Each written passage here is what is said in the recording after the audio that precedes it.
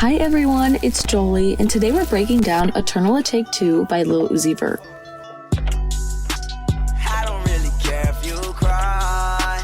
For a little context, or for those living under a rock, let's take it back to one of the most iconic days in rap music history, March 6th, 2020.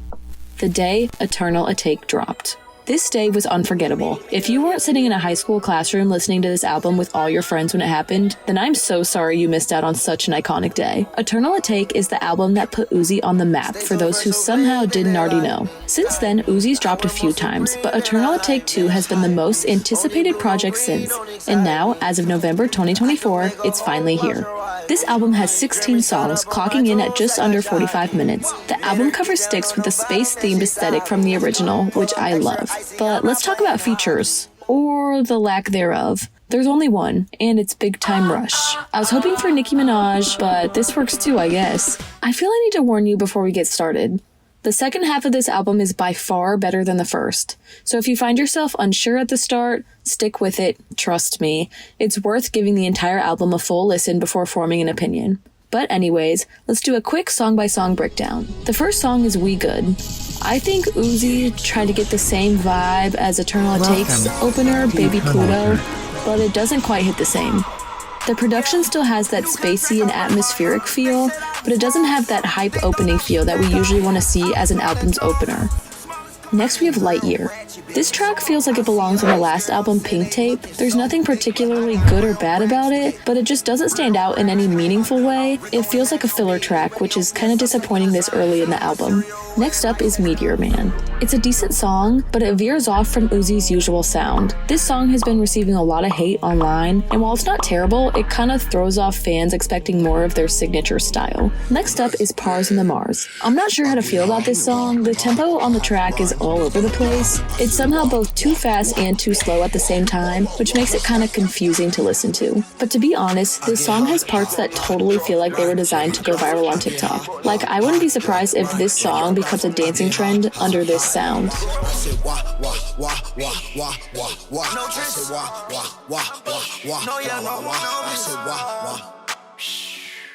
Next up, we have the Big Time Rush song, called The Rush. This is the only feature on this album. It's a surprising collab that feels nostalgic, but also a little bit random. I think this is going to be the kind of song that grows on you once you know all the words, but it doesn't really stand out now. Next is one of my personal favorites, Not an Option. Not an Option is the most old Uzi song on this album. The second it starts, you realize this song is going to be a banger. Like, just listen.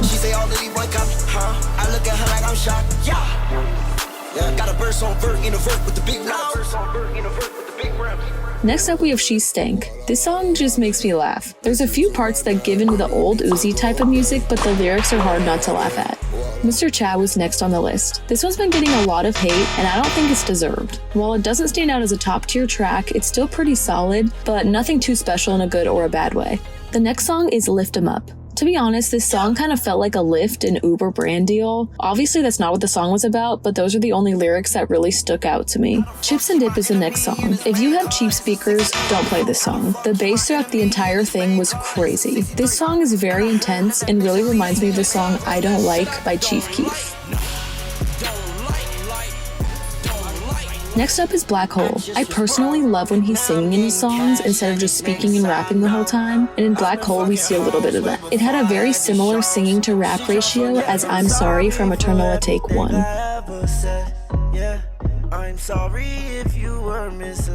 The next song is another one of my favorites, Chill Bay. This one sounds like it could be a Drake song. It's just a vibe from start to finish and feels like the kind of song you'd play on repeat. Just listen to it, it's so good.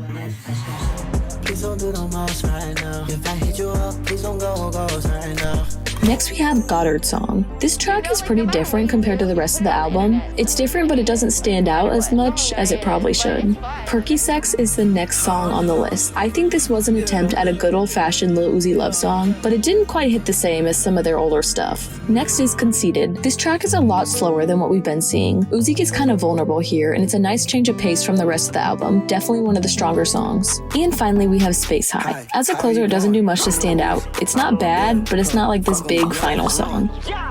After my first few listens, I can confidently say that my standout tracks are Chill Bay and Not an Option. but I could totally see myself really getting into some of these other songs as I continue to listen to them. Overall, I'll be honest, as a big fan of the original Eternal Atake, this album had a lot to live up to. To me, the album feels kind of rushed in a way. Each song just kind of stuck to a single idea without much depth or poetry in the lyrics, so I don't think it really lived up to the initial hype and vibe I was expecting. But the thing is, I'm still coming back and listening to it, so maybe this is one of those albums that just kind of grows on you. But anyways, that's all from me today. Let me know how you guys felt about this album and if it lived up to your expectations.